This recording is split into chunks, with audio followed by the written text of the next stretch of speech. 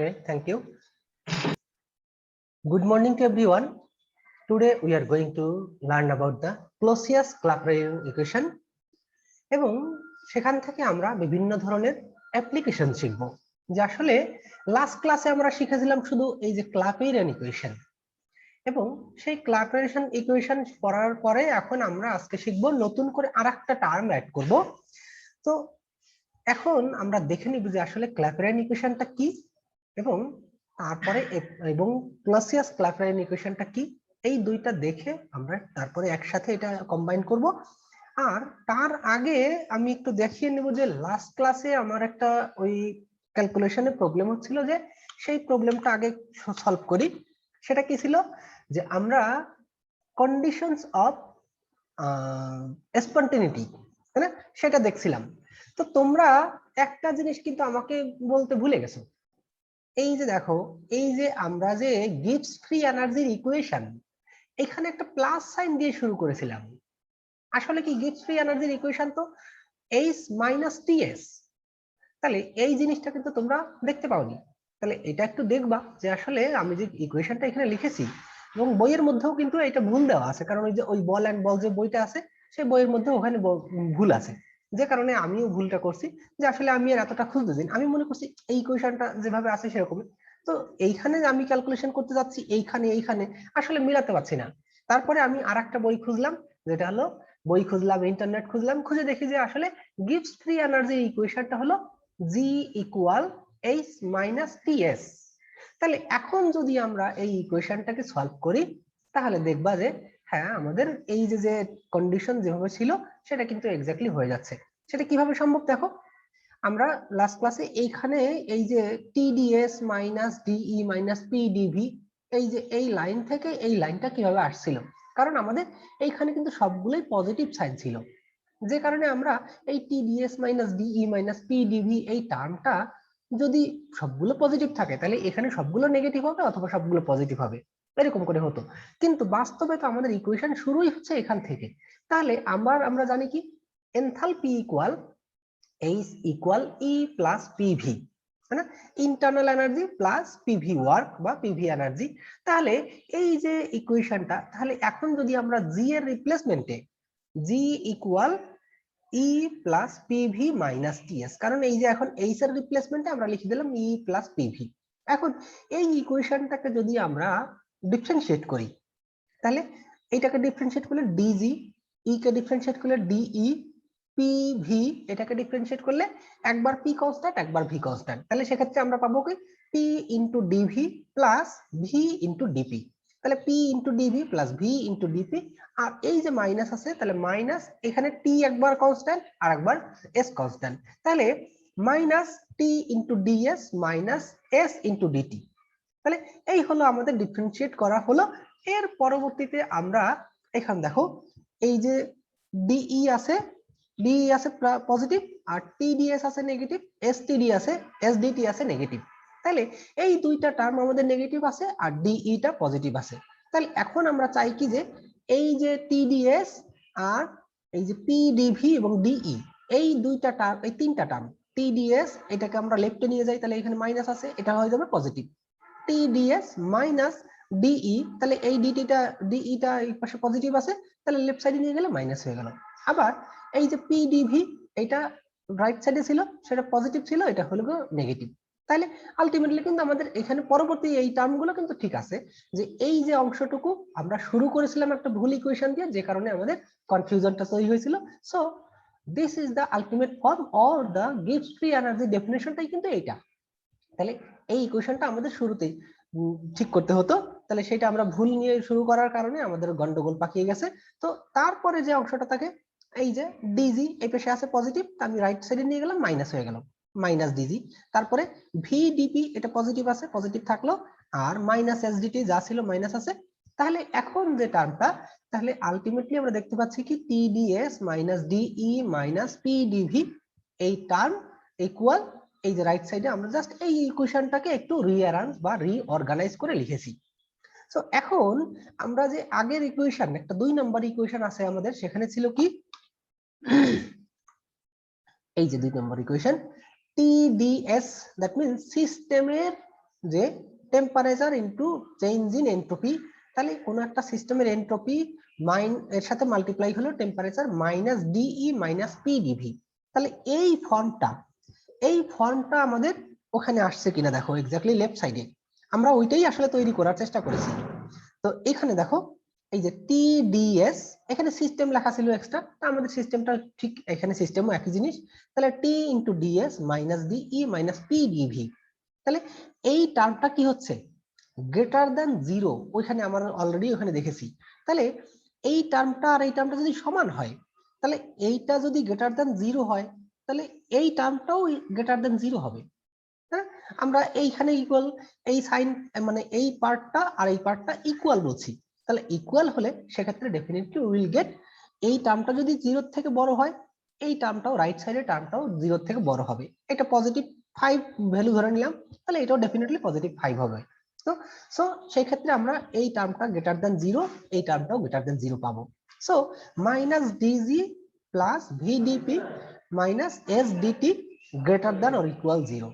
তা এখন এইটাকে যদি আমরা একটা মাইনাস সাইন দিয়ে মাল্টিপ্লাই করি আর মাইনাস 1 দিয়ে মাল্টিপ্লাই করি, তাহলে সেক্ষেত্রে কি হবে, এই ডিজিটা তখন পজিটিভ হয়ে গেল, ডিজি পজিটিভ, আর তাহলে এটা মাইনাস এটা প্লাস, তাহলে DG minus VDP plus SDT less than equal zero হবে। তো আমরা যেটা বলেছি যে যদি কোনো গ্রেটার দ্যান ইকুয়াল কোনো অথবা গ্রেটার দ্যান সাইনকে অথবা এই ইকুয়েশনকে যদি আমরা মাল্টিপ্লাই করি, then the sign would be reversed. তাহলে সেক্ষেত্রে এখানে পেলাম কি, মাইনাস ডিজি এই টার্মটার সাথে মাইনাস 1 দিয়ে গুণ করলে এই ইকুয়েশনটা, এই যে সিম্বলটা তখন লেস দ্যান ইকুয়াল চলে আসলো। তাহলে এখন আমরা যদি বলি এক constant pressure in an isothermal process, যে আইসোথার্মাল প্রসেসের জন্য কনস্ট্যান্ট প্রেসার মানে D P equal zero, and isothermal মানে no change in temperature, so D T would be zero. So আমরা এই টার্মটা এবং এই টার্মটা জিরো পাচ্ছি, so we are getting D G less than equal zero. তার মানে এই দেখো D G less than or equal zero, so D G less than যদি জিরো হয় for an irreversible change, that means spontaneous process. মানে হলো যে কোনো একটা সিস্টেমের যদি Gibbs free energy change in Gibbs free energy যদি জিরো থেকে কম হয় অথবা নেগেটিভ হয়, তাহলে সেই প্রসেসটা স্পন্টেনিয়াস হবে। আর যদি সিস্টেমটার এন্ট্রপি চেঞ্জ ইকুয়াল জিরো হয়, then the system will be in equilibrium. তাহলে আমাদের যে সমস্যাটা ছিল এখানে, সেই সমস্যাটা আমরা ওভারকাম করলাম, কারণ আমরা শুরুই করেছিলাম একটা ভুল ইকুয়েশন দিয়ে, সেই ভুলটাকে সলভ করলাম, হয়ে গেল। তাহলে মাঝে মধ্যে এই যে আমি বইটা ব্যবহার করি, আমি বলেছিলাম যে এই বইটায় কিন্তু একটু সমস্যা আছে, যে কারণেই আমরা এই বইটাকে এত বেশি প্রেফারেন্স দেই না, কিন্তু আমাদের এই ইউনিভার্সিটি টিচাররা বেশিরভাগ ক্ষেত্রেই এই বইটাই ফলো করেন।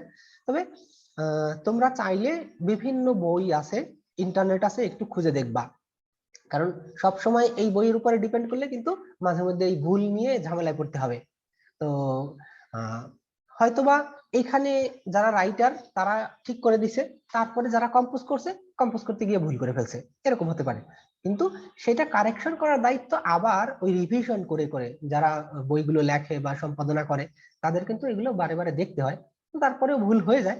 কিন্তু একটা স্ট্যান্ডার্ড কোয়ালিটি মেনটেন করতে হয়, যে যেগুলো আসলে খুব ভালো কোয়ালিটির বই হিসেবে আমরা বলি, যেমন ফিজিক্যাল কেমিস্ট্রি বলে একটা বই পাবা, যে principles of physical chemistry, PW Atkins. তো এই বইটা যদি ফলো করতে পারো, আমার কাছে এই বইটা আছে, এই যে এইখানে দেখো পিটার অ্যাটকিন্স, এটা মানে খুব বড় একটা বই, এই বইটাই আমরা নরমালি পড়েছি। দেখো এখানে আমাদের ইকুয়েশন যা ছিল, এই যে DG equal DH minus DTS, এটাই আসলে আমাদের ইকুয়েশন, যেটা আমরা ওখানে দেখছি কি DG equal DH plus DTS এরকম করে লিখে দিছিল। সেখানে ভুল হয়েছিল, তো আমি এই বই দেখে এবং ইন্টারনেট দেখে, যে দুইটা দেখে তখন আমি এটা কম্পেয়ার করলাম যে হ্যাঁ আমাদের তো ওইখানে ভুল হয়েছিল, তাহলে সেটা আমরা করছি।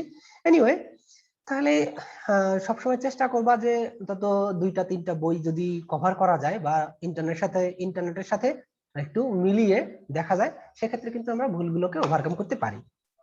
ওকে, তাহলে এই যে এখন আমরা ক্ল্যাপেরিয়ান ইকুয়েশন লাস্ট ক্লাসে দেখিয়েছি, এবং সেটা আমরা ফাইনালি যে ইকুয়েশনটা পেয়েছি সেটা কি ছিল, এই হলো আমাদের Clapeyron equation, change in pressure with the ratio, এটা একটা রেশিও যে প্রেসারের পরিবর্তন এবং টেম্পারেচারের পরিবর্তন। তাহলে change in pressure and change in temperature equal to change in enthalpy. আসলে আমরা এখানে বের করতে যাচ্ছিলাম যে ওই ল্যাটেন্ট হিট। ল্যাটেন্ট হিট আসলে যে একটা ফেজ থেকে লিকুইড থেকে সলিড অথবা লিকুইড থেকে ভেপার অথবা যে কোনো একটা ফেজ চেঞ্জের কারণে আমরা সেখানে বের করেছিলাম। তো সেটাই কিন্তু আমরা শুরু করেছিলাম এই যে দেখো এল দিয়ে, যে W মাইনাস এল, অথবা এই যে এল is the latent heat of fusion অথবা ল্যাটেন্ট হিট অফ ভ্যাপোরাইজেশন, এরকম কোন একটা টার্ম।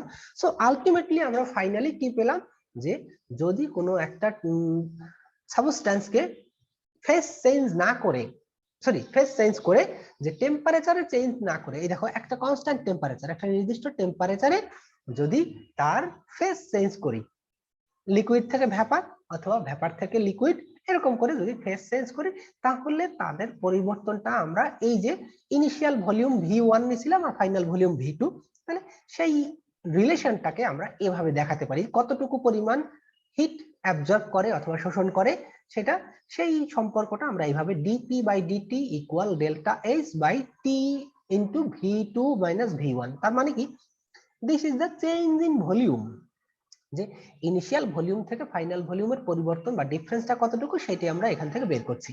ওকে, তাহলে where delta H is the heat of transition when a volume of V1 of a definite weight of one form changes to a volume V2 of the same weight, মানে একই ভরের কোনো একটা বস্তু যখন V1 ভলিউম থেকে V2 ভলিউমে change করে without changing the temperature, যে যেই টেম্পারেচার আমরা কনসিডার করছি সেই টেম্পারেচারে যদি এটা সবসময় ফিক্স থাকে, তাহলে শুধুমাত্র লিকুইড থেকে ভ্যাপার এবং তার ম্যাস কিন্তু সেম থাকবে।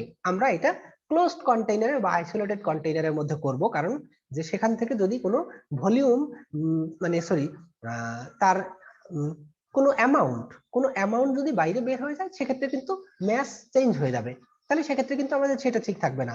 তো আমরা যেটা বলছি যে where delta H is the heat of transition when a volume V1 of a definite weight, এই দেখো নির্দিষ্ট পরিমাণ ভর, যে যত 1 গ্রাম পানি নাও 1 গ্রাম ভ্যাপার তৈরি হবে, বা 1 মোল ওয়াটার নাও 1 মোল ওয়াটার ভ্যাপার তৈরি হবে, তাহলে যে definite weight of one form changes to a volume of V2, 1 mole of water is converting into 1 mole of water vapor। So তাহলে সেই ক্ষেত্রে আমরা রিলেশনটাকে আমরা এভাবে এক্সপ্রেস করতে পারি, দিস ইজ দ্য ক্লাপেইরন ইকুয়েশন। এখন আমরা যদি অন্য একটু ফর্মের চেষ্টা করি, সেটা কি, যে ক্লসিয়াস-ক্লাপেইরন ইকুয়েশন, এইটা আসলে কি জিনিস, যে এটা হলো এইখানে আমরা জানলাম কি, যে ফেজ চেঞ্জের কারণে, তাই না, ফেজ চেঞ্জের কারণে আমরা যে তাপমাত্রার বা যে ডেল্টা এইচ এর পরিবর্তন তার ভলিউমের সাথে সম্পর্ক কি। এখন আমরা যদি বলি যে দুইটা ডিফারেন্ট টেম্পারেচার অথবা ডিফারেন্ট প্রেসার এর মধ্যে সম্পর্কটা কি, সেটা দেখার জন্যই আমরা এই ক্লসিয়াস-ক্লাপেরিয়ান ইকুয়েশনটা শিখব। তাহলে সেটা আগে একটু দেখি।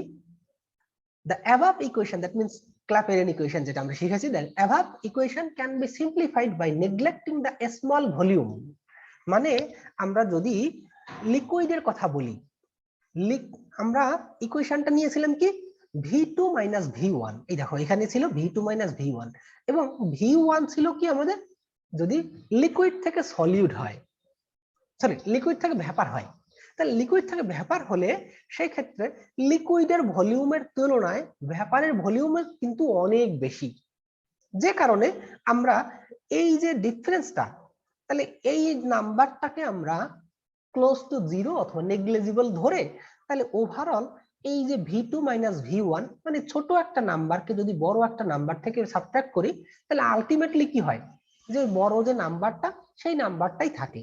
তাহলে আমরা এই ভলিউমটাকে যদি নেগলেক্ট করি, then we can write down dP by dt equal delta H by T into V2 অথবা TV। আমরা এই V1 টা খুব নেগলিজিবল একটা নাম্বার ধরলাম, বা খুব নেগলিজিবল, কারণ আমরা সবসময় বলি যে সলিডের ভলিউমের তুলনায় লিকুইডের ভলিউম অনেক বেশি এবং লিকুইডের তুলনায় ভ্যাপারের ভলিউম আরো অনেক বেশি।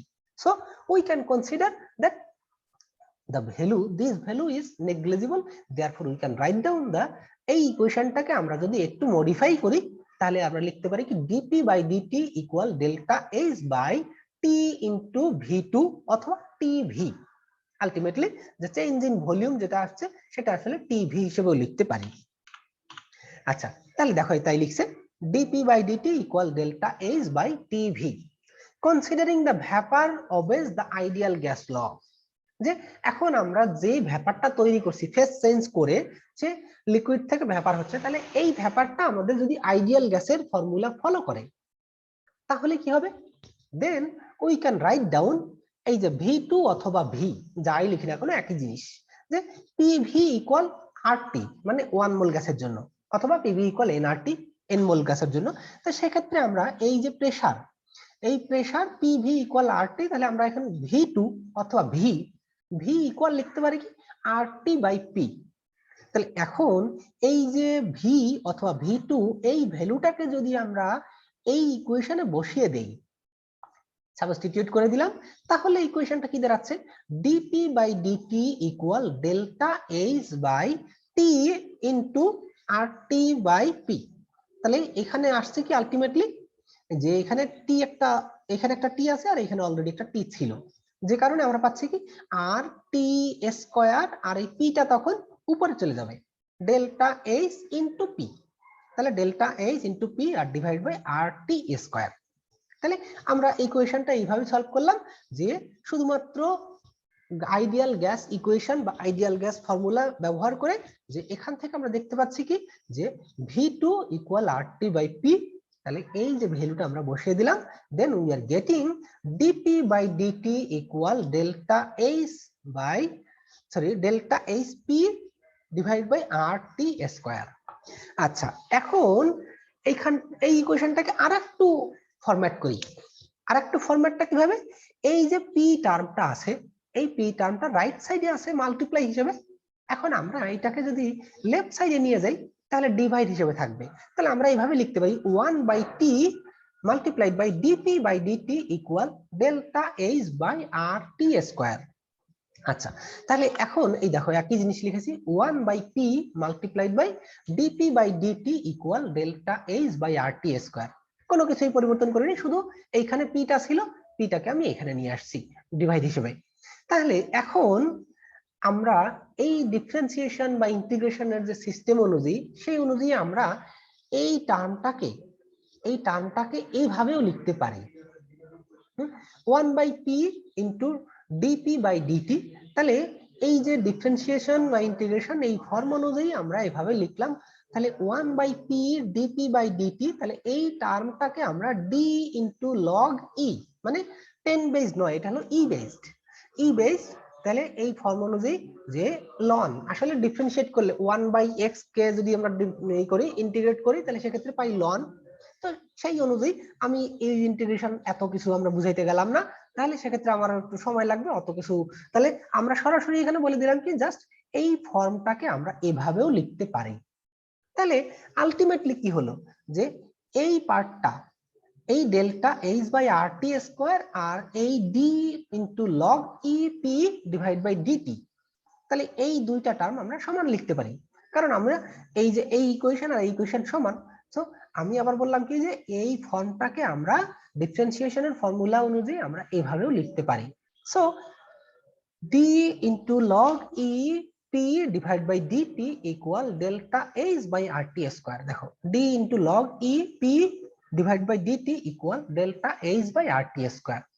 এই যদি হয় তাহলে এখন এই ইকুয়েশনটাকে আমরা এই যে ক্লসিয়াস-ক্লাপেরান ইকুয়েশন বলতে পারি। তবে আরেকটু মডিফাই আমরা এখান থেকে করব, যে এই একটা ইকুয়েশনের ফর্ম দাঁড়ালো, but equation 2 above is known as Clausius-Clapeyron equation and the approximate, এটা হলো অ্যাপ্রক্সিমেট ভ্যালু। তবে আমরা চাইলে আরেকটু ফার্দার মডিফাই করতে পারি। সেটা কিভাবে দেখো, এখন if delta h is regarded as constant, যদি এই ডেল্টা এইচটা একটা কনস্ট্যান্ট ভ্যালু কনসিডার করা হয়, যে এর ক্ষেত্রে 1 মোল গ্যাসের ক্ষেত্রে অথবা 1 মোল সাবস্টেন্সের ক্ষেত্রে তার পরিবর্তনটা, যে তাপমাত্রা পরিবর্তন ডি ডেল্টা এইচ এটা কতটুকু পরিবর্তন হচ্ছে, হ্যাঁ সেটা সবসময় 1 মোল গ্যাসের লিকুইড থেকে যদি তুমি গ্যাস কনভার্ট করতে চাও বা ভ্যাপারে কনভার্ট করতে চাও, then you will get same. So যদি আমরা এটাকে কনস্ট্যান্ট ধরি তাহলে আলটিমেটলি কি হয়, তাহলে if delta is regarded as constant we may integrate the above equation। তাহলে এই ইকুয়েশনটাকে যদি আমরা ইন্টিগ্রেট করি পুরোটাকেই, তাহলে এই টার্ম, তাহলে এই লেফট সাইডকে ইন্টিগ্রেট করলে আমরা কি পাবো, d log e p by dt, এটাকে ইন্টিগ্রেট করলে তাহলে আসছে কি d log p, এটা যে ফর্মটা ছিল এটাকে আমরা একটু এই করলাম dt।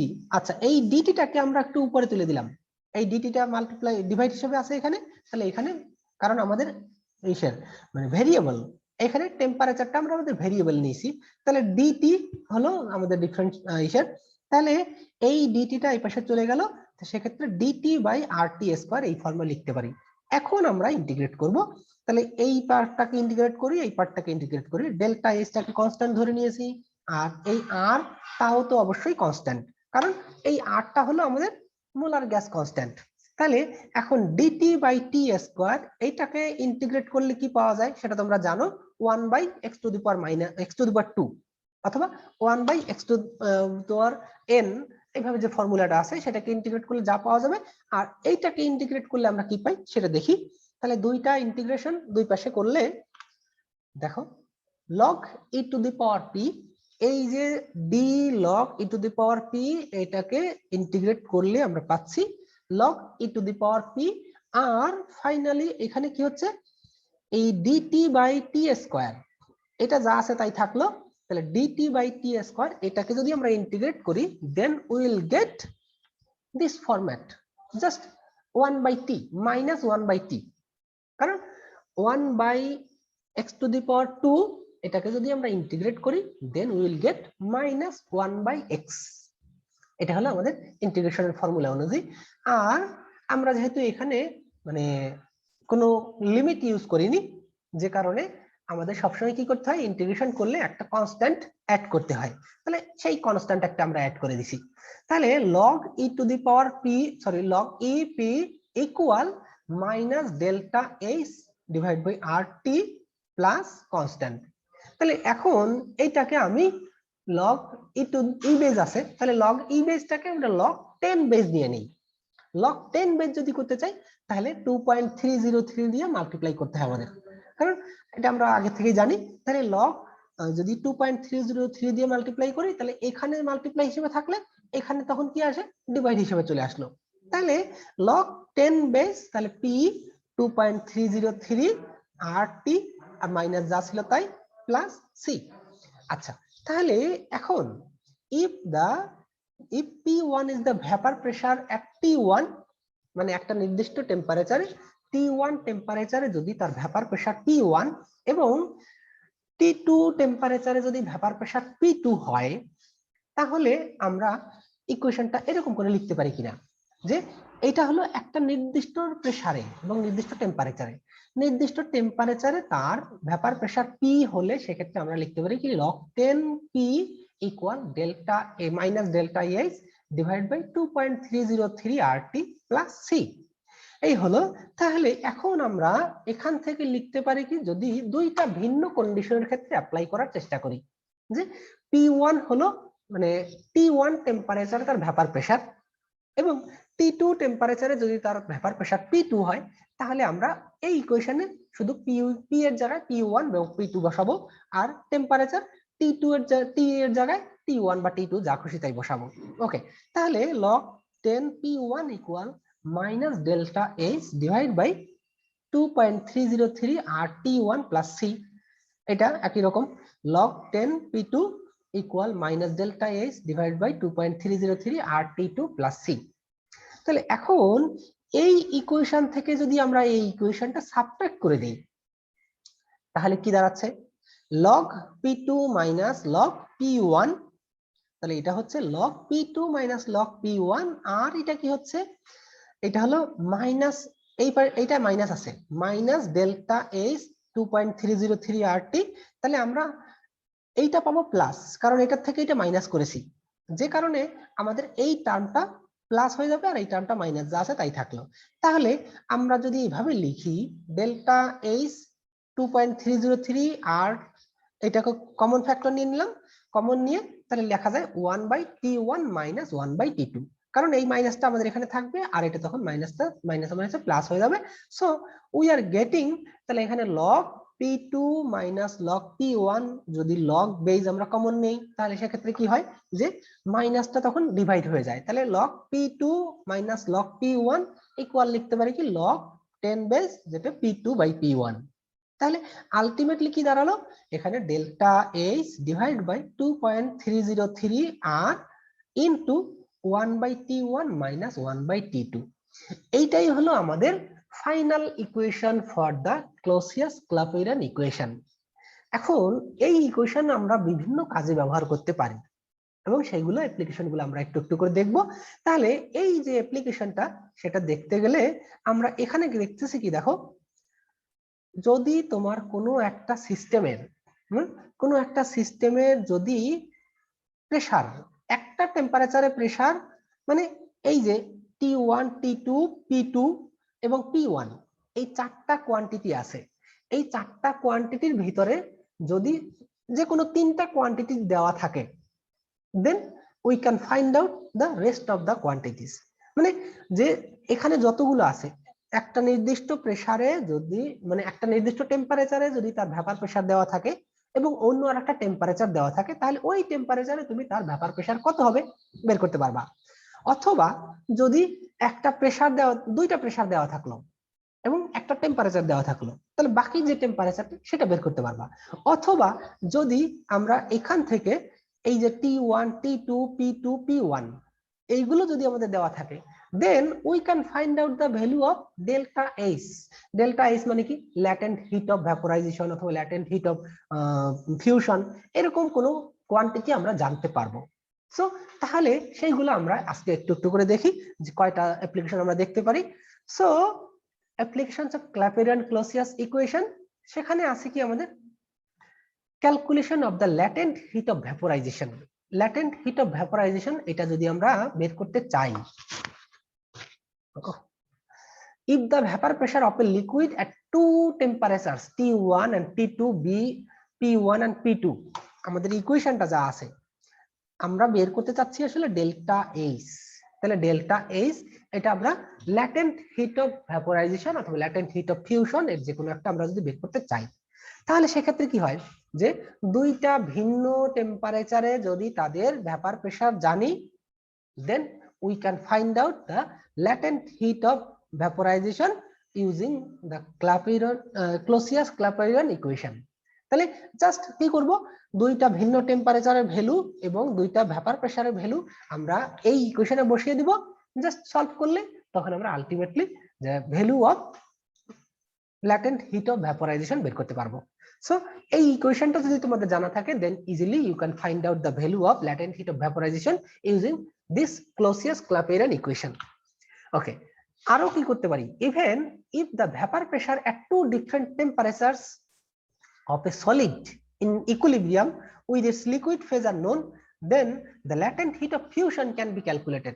মানে আমরা যে শুধু ল্যাটেন্ট হিট অফ ভ্যাপোরাইজেশনই বের করতে পারবো তা কিন্তু নয়, যে আমরা যদি কোনো একটা সলিড একটা লিকুইডের সাথে ইকুইলিব্রিয়ামে থাকে, তাহলেও কিন্তু তার ল্যাটেন্ট হিট অফ ফিউশন এই ইকুয়েশন দিয়ে বের করতে পারবো, যদি আমাদের দুইটা ভিন্ন টেম্পারেচার বা দুইটা ভিন্ন প্রেসারে তাদের দুইটা ভিন্ন টেম্পারেচারে তাদের ভ্যাপার প্রেসার দেওয়া থাকে। Okay, so let's have example কিভাবে আমরা করতে পারি। If the vapour pressure of water 95 degree সেলসিয়াসে এবং 100 ডিগ্রি সেলসিয়াসে তাদের ভ্যাপার প্রেসার দেওয়া আছে 634 and 760 millimeter respectively. Calculate the latent heat of vaporization per mole. Per mole মানে 1 মোল অথবা 18 গ্রাম অফ ওয়াটারের ভ্যাপার প্রেসারটা, এটা কত, ল্যাটেন্ট হিট অফ ভ্যাপোরাইজেশনটা কত সেটা আমরা এখন বের করব। সো আমরা এখান থেকে সবগুলো টার্ম কিন্তু জানি। Temperature, initial temperature T1 95 degree Celsius which corresponds to যে কেলভিনে নিয়ে নাও T1, তারপরে T2 100 ডিগ্রি সেলসিয়াস, ঠিক আছে, তারপরে ভ্যাপার প্রেসার P1 এবং ভ্যাপার প্রেসার P2, এই দুইটা টার্ম আমরা জানি। তাহলে আমাদের বের করতে হবে কি, just latent heat of vaporisation, that means এই যে ইকুয়েশনে আছে এই delta H V, delta H লিখলেও হয় আর ডেল্টা এইচ ভি লিখলে আমরা আরো ভালোভাবে বুঝতে পারি যে ল্যাটেন্ট হিট অফ ভ্যাপোরাইজেশন অথবা enthalpy change in enthalpy or change in heat, the change in enthalpy when the liquid converts into vapor. So this is the latent heat of vaporization. So এই যে দুইটা ভিন্ন টেম্পারেচারে তাদের vapour pressure দেওয়া আছে, তাহলে আমরা ইকুয়েশনে বসিয়ে দেই। জাস্ট P1 এত, P2 আছে 760, T1 368, T2 373। সো আর আর এর ভ্যালু আমরা জানি 1.987 এটা অথবা 8.314 জুল পার কেলভিন যা আছে তাই। তাহলে সেক্ষেত্রে আমরা যেহেতু এই যে মিলিমিটারে আছে, তো সেক্ষেত্রে আমরা ওই ক্যালোরিতে নিয়ে নিলাম। তো ডেল্টা এইচ ভি এর ভ্যালুটা কত সেটা আমরা বের করব। তাহলে আমরা এই ইকুয়েশনে ভ্যালুগুলো বসিয়ে দিয়ে জাস্ট ক্যালকুলেটর দিয়ে সলভ করো, মানে automatically you will get value of delta H V 9886 calorie per mole. না, খুবই সিম্পল, যে যদি কোনো একটা সাবস্টেন্সের যে দুইটা ডিফারেন্ট টেম্পারেচারে তাদের ভ্যাপার প্রেসার দেওয়া থাকে, then using the Clausius-Clapeyron equation we can solve or we can find out the latent heat of vaporization, or even আরো আছে কি যে যদি কোনো একটা সলিড একটা লিকুইডের সাথে ইকুইলিব্রিয়ামে থাকে তাহলেও কিন্তু আমরা ল্যাটেন্ট হিট অফ ফিউশনও বের করতে পারবো। ওকে, নাও আরেকটা एग्जांपल দেখি, আরেকটা application, calculation of boiling point or freezing point. কোনো একটা সাবস্টেন্সের যে বয়লিং পয়েন্ট বা ফ্রিজিং পয়েন্ট আমরা বের করতে পারবো এই ইকুয়েশনের মাধ্যমে। কিভাবে সেটা দেখো, if the freezing point or boiling point of a liquid at one pressure is known, একটা প্রেসারে মনে করো যে আমরা ওই প্রেসার কুকার ব্যবহার করি, বাসায় রান্না করতে প্রেসার কুকার ব্যবহার করা হয়। কারণটা কি, যে আমরা এই যে খাবারগুলো সিদ্ধ করি, এই খাবারগুলো সিদ্ধ করতে আমরা পানি ব্যবহার করছি। নরমাল চুলায় বা নরমাল ভাবে যেভাবে রান্না করা হয় সেখানে ওই পানির টেম্পারেচার কি হয়, সর্বোচ্চ 100 ডিগ্রি সেলসিয়াসে এটা ভ্যাপার হয়ে যায়। তাহলে তুমি হিট করতে থাকো, তাহলে ওইটার টেম্পারেচারটা সবসময় কত 100 ডিগ্রি সেলসিয়াস ফিক্স থাকছে। কিন্তু আমাদের খাবারগুলো কিন্তু 100 ডিগ্রি সেলসিয়াসে খুব সহজে সিদ্ধ হয় না। তো তার জন্য কি করতে হয়, যদি আমরা এই টেম্পারেচারটাকে আরো বেশি বাড়াতে পারি তাহলে কি হবে, আমরা ওই খাবারগুলোকে খুব দ্রুত বয়েল করতে পারবো।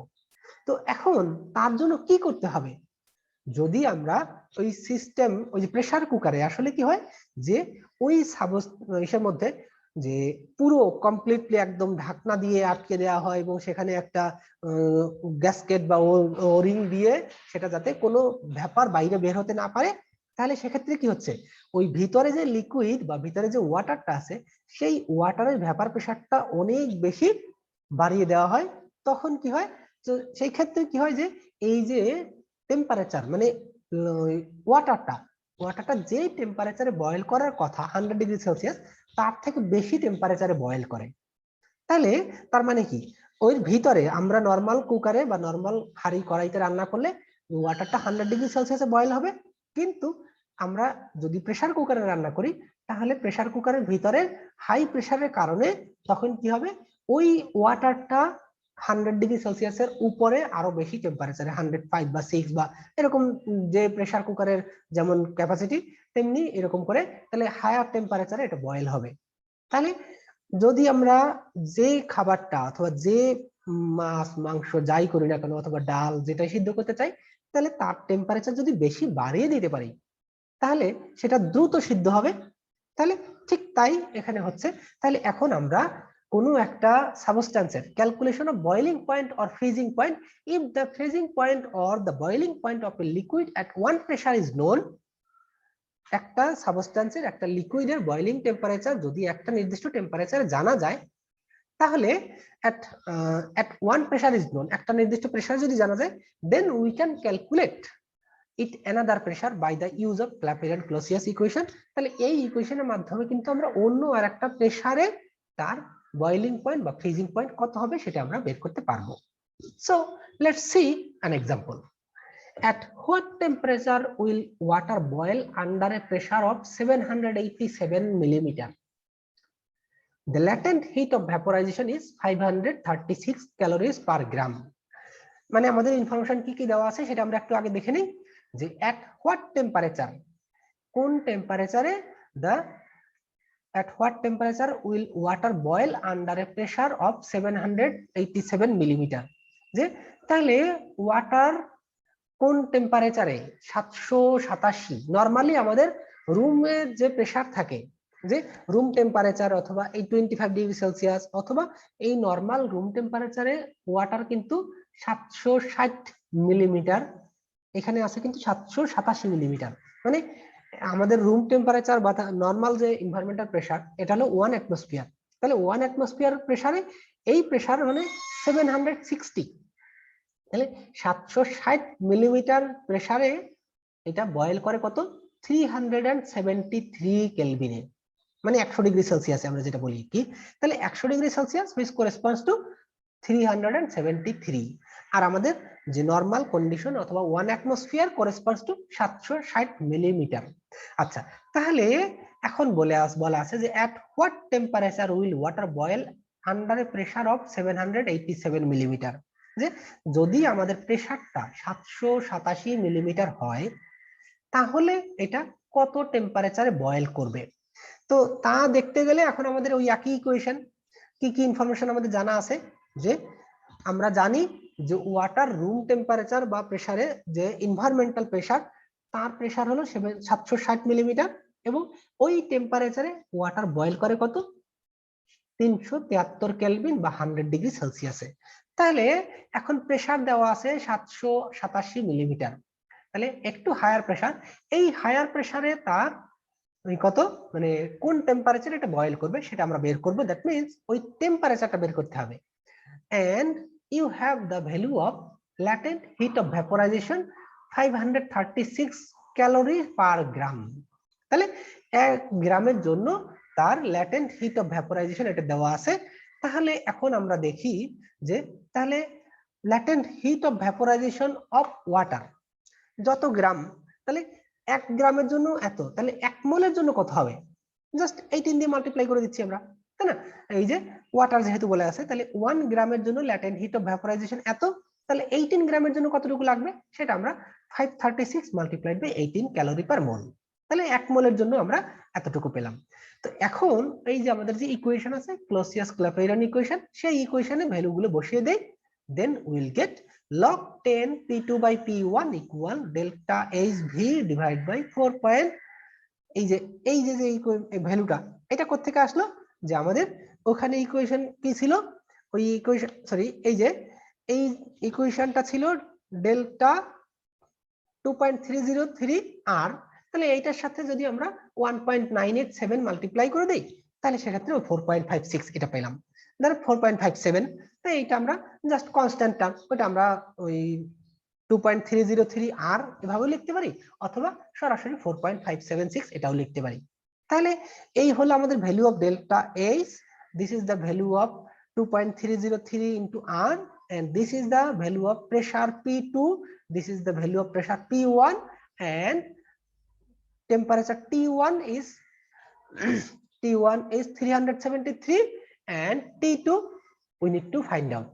তাহলে সেখান থেকে ক্যালকুলেট করে তুমি T2 এর ভ্যালুটা বের করে ফেলো, তাহলে দেখা যাচ্ছে কি যে হায়ার প্রেসার 787 মিলিমিটার, এই প্রেসারে বয়েল করে ওয়াটার বয়েল করে 374 kelvin, that means 101 degree Celsius.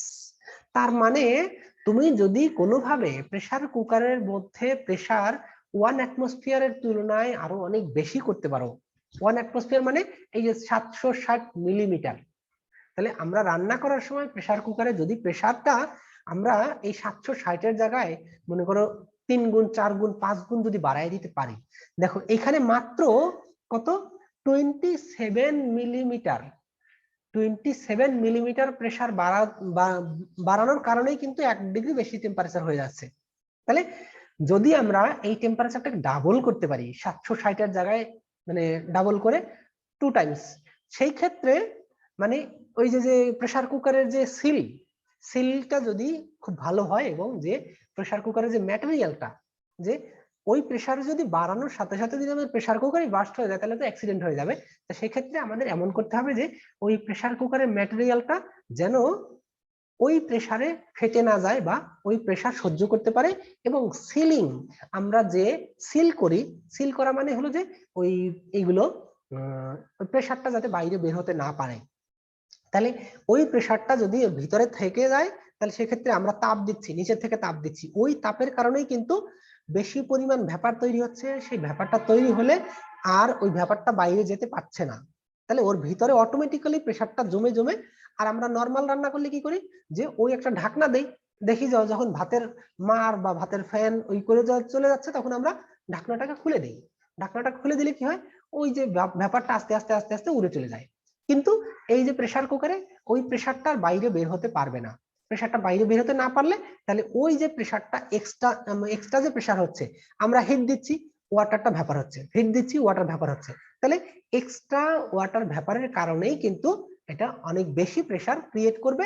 এবং ওই যে প্রেসার কুকারের ম্যাটেরিয়ালের উপরে ডিপেন্ড করে আমরা এই প্রেসার কতটুকু রাইজ করতে পারবো সেটা আমরা জানবো।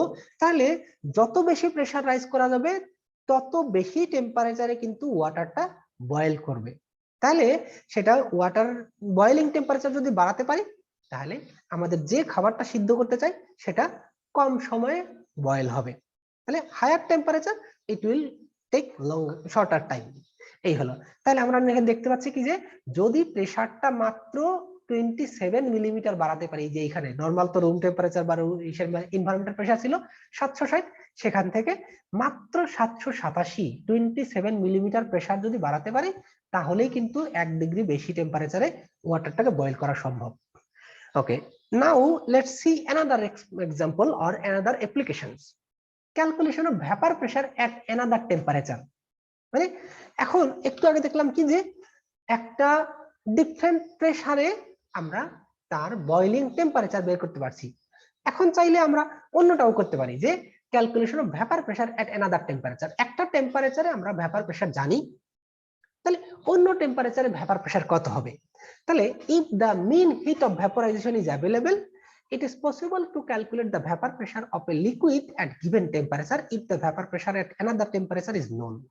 তাহলে কোনো একটা সাবস্টেন্সের ভ্যাপার প্রেসার যদি আমরা একটা নির্দিষ্ট টেম্পারেচারে জানি তাহলে অন্য আর একটা টেম্পারেচারেও কিন্তু ভ্যাপার প্রেসারটা আমরা জানতে পারবো ইউজিং দিস ইকুয়েশন।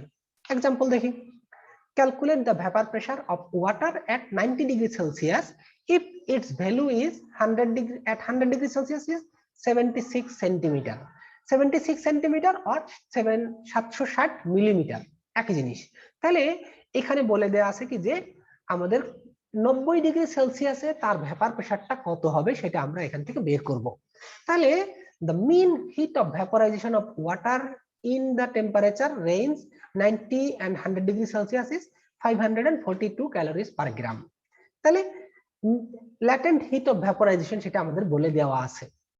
তাহলে mean heat of vaporization of water এইটা যে 1 গ্রামের টেম্পারেচার চেঞ্জ করতে 90 ডিগ্রি থেকে 100 ডিগ্রির মধ্যে, যে 1 ডিগ্রি টেম্পারেচার চেঞ্জ করার জন্য 542 ক্যালোরি দরকার হয়।